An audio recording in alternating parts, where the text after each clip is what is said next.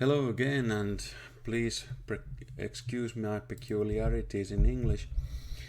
And today we are flying the Euro canards, firstly the Rafale. And I am only including this so that to drive home the difficulties you have when you are using this Command Modern Warfare simulation for trying to simulate attacks. Well, yeah, it's a game and it's fun to play and all that, but since the Rafale and the Jas Gripen don't have all the equipment or the systems they are going to have in this iteration, so it's sort of like a mood. But now you see that how good Spectre is, like analyzing the environment, because you get a lot of fighters in your screen quite fast. And also the RBE2 is a good radar, and so they are getting a lot of tracks on the VVS fighters all around. And first I sent into air like two areas in the east and in Karelian Isthmus, that you have six fighters, so 3 pairs of fighters going to air cover. And now in the north, starting from Kuopio, you see that there's first strike force with BLU 109s going to Povenza area, or to try to destroy the big bridges over there. And in the south, the S-400 in the smack bang middle of the Kannas is causing a lot of trouble for the FAF to be able to destroy the bridges. And in fact, in this run we don't even get to bombing these bridges, which is a shame, because Rafale is really the ground pounder optimized HX candidate. It's a very good air defense fighter, as well as the Swiss evaluation a few years ago proved. But where it really excels is the strike and interdiction role. And as mentioned, there is, for example, no harm missiles in this game for the Rafale, so you really have hard time trying to cope with the air defense of the VVS there. You are making minced meat out of the Air Force, like the Su-33s and Su-27s and MiG-31s in the area, but it's really hard to get into the Kannas airspace where you want to start dropping bombs on the big bridges in Taipale and Viipuri area, which would be like a crucial thing to do if you are going to fight a defensive war somewhere in southeastern Finland. And yeah, well, there we lost one and we lost the second, so you see that this S-400 is pretty capable system. And as there are no stand-in jammers in place as of now, they are just coming from the north, you really have hard time keeping your fighters safe in the area in vicinity, so that that's the most hard part here. And yeah, I know that MBDA is creating a stand-in jamming missile, and I think because the Brits have their own Spear EV, and Swedes have their own in Saab. What was it? Well, Marexis. It was first, but I don't remember what was the name of the missile. Standing jammer on top of my head. So I think it's made for the French, because otherwise it wouldn't make any sense. And you really need a standing jammer if you want to have any kind of hope of penetrating the integrated air defense system with the S-400 system being like the main item in it. And now, as you see, that there is a lot of standing jammers coming in, so that sort of makes it impossible for the VVS to have a clear picture of what's happening behind there. And other strength the Rafale has is that they have a Meteor, Mika and Mika radar guided and Mika IR guided missiles in their loadout, so that they have 8 missiles compared to 6 missiles that, for example, the Typhoon or the Typhoon or the Gripen carry. And so they have a bit of edge there in the air defense domain or air warfare domain. And as you can see, there's the standing jammers are coming in quite nicely. And there's like a ton of missiles going around, and there is the first item with ASMP or hammer bombs on the first air defense missile system in the middle of Kannas, but I don't think the jamming gets in the place quite so that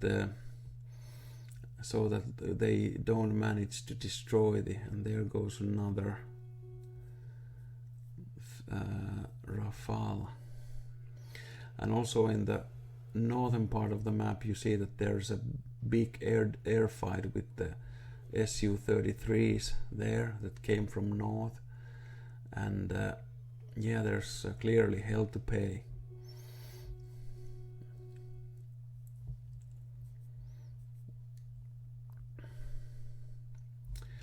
I don't quite remember what I'm doing here, but I'm sending something in, yeah,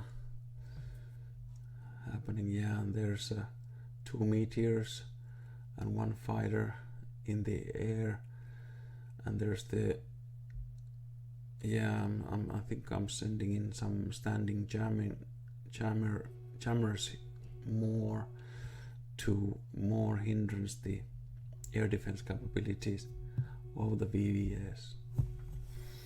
And I mean that this is pretty much what you would expect to see in the air fight in Finland.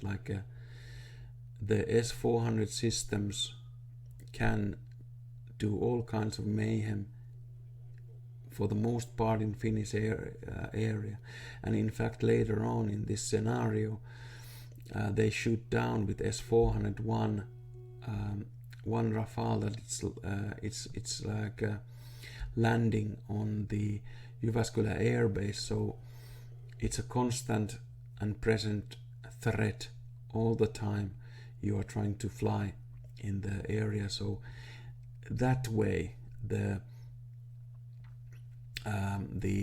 whichever HX fighter gets picked, it really has to be able to operate in the world's harshest air defense environment. So it really has to be the best possible technology and best possible capability if it's going to survive in these harsh environments. Of course you can always stay low, but then you are sort of giving the high ground to your enemy, which you don't want to do as a general principle.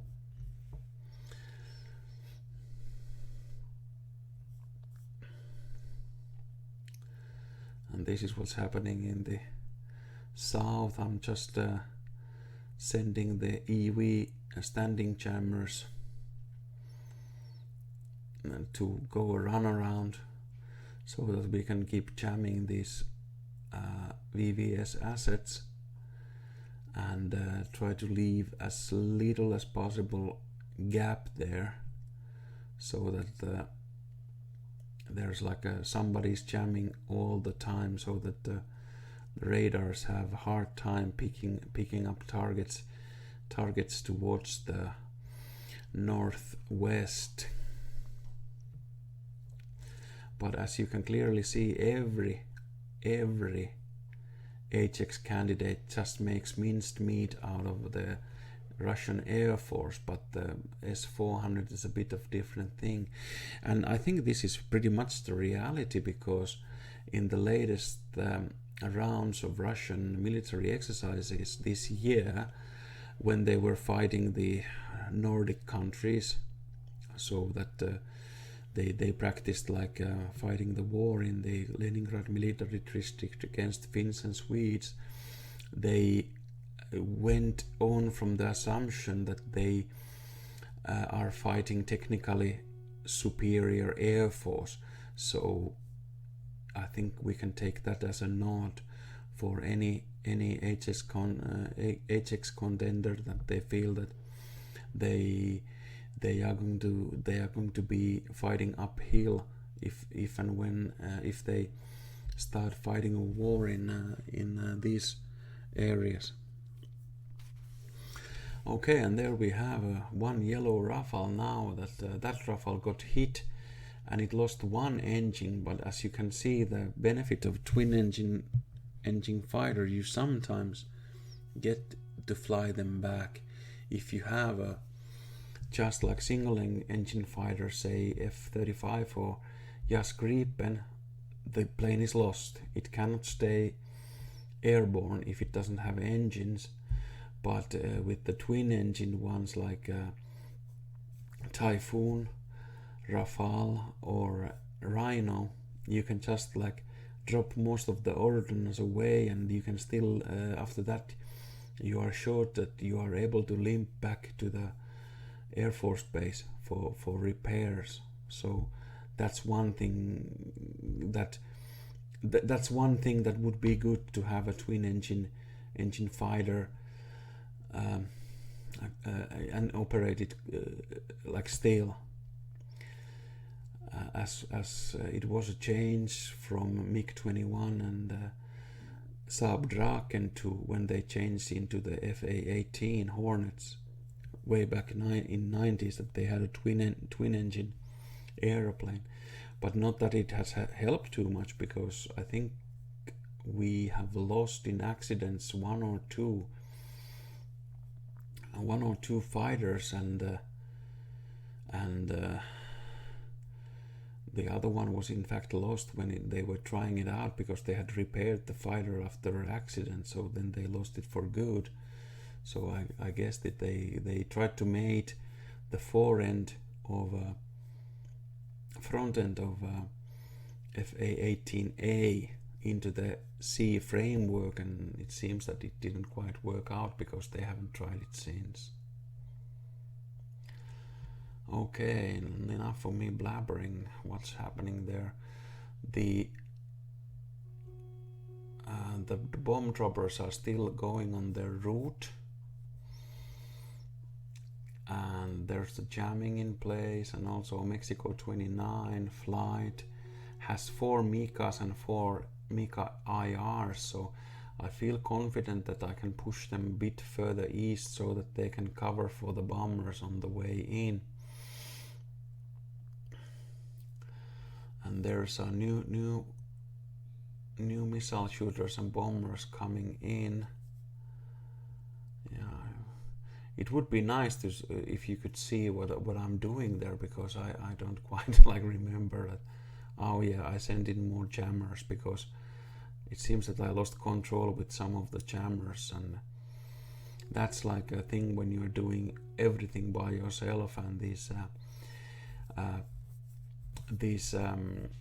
items in simulation don't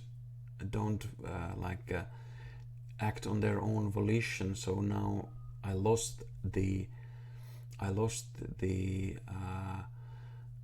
jamming, and now like I'm taking casualties because of it, which is, well, it sucks, but it's well, it is what it is. Okay, there's at least one flight that can cover for us in the north. Oh yeah, and the bomb droppers in the north are going in quite low, so that they are not really in danger from the S350 system near the Käkisalmi area, or the town you can see where there's an air base and the Russian air defense systems, so that they are pretty safe from that. But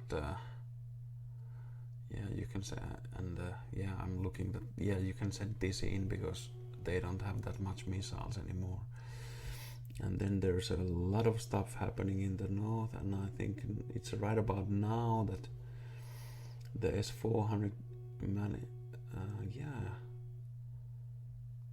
yeah, there goes the one thing that was just landing. So it can't be a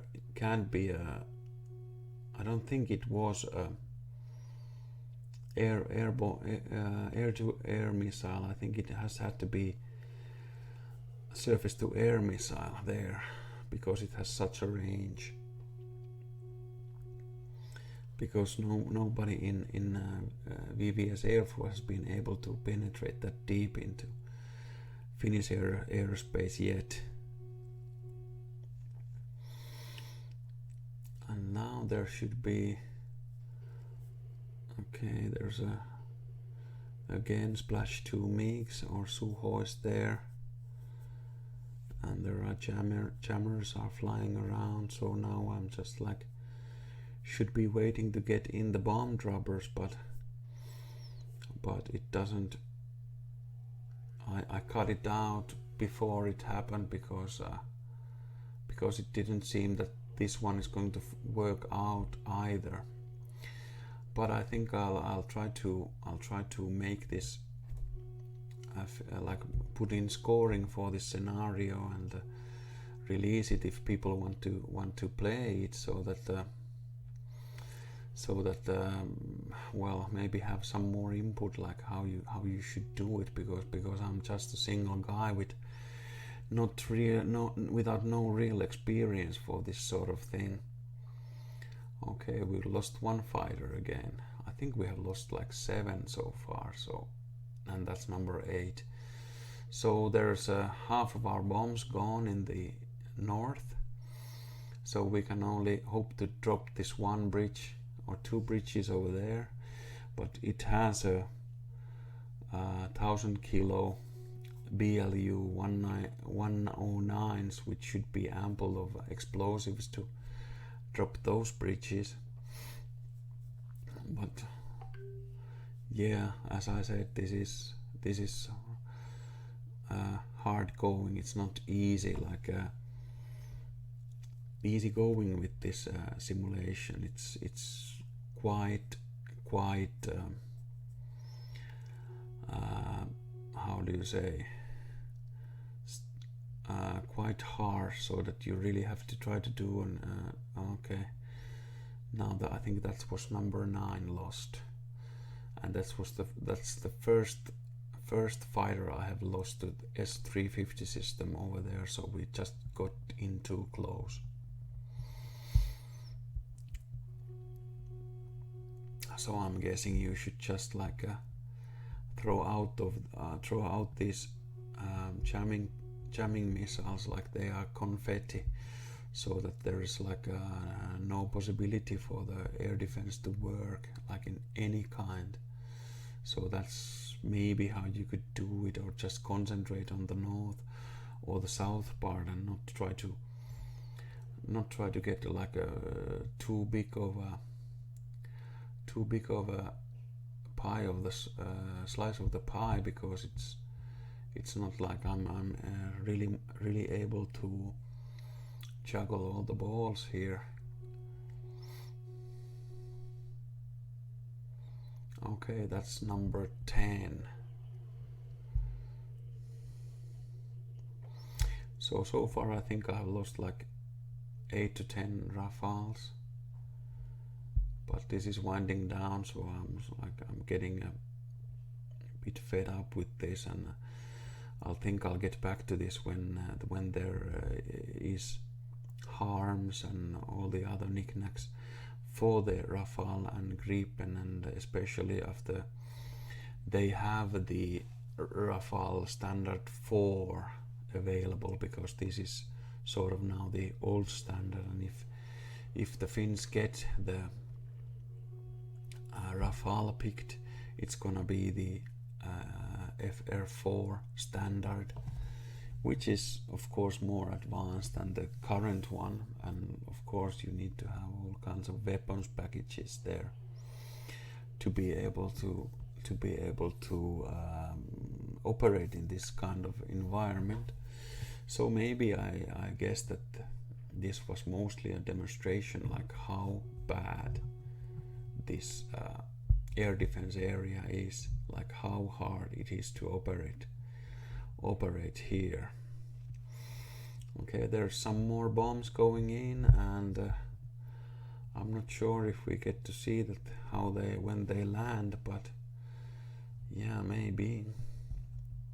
And if you think of it, this has only like took 40 minutes or so before it came to end. So yeah, air battles are fast. So thank you for hearing, and have a Merry Christmas, everybody. And I'm out.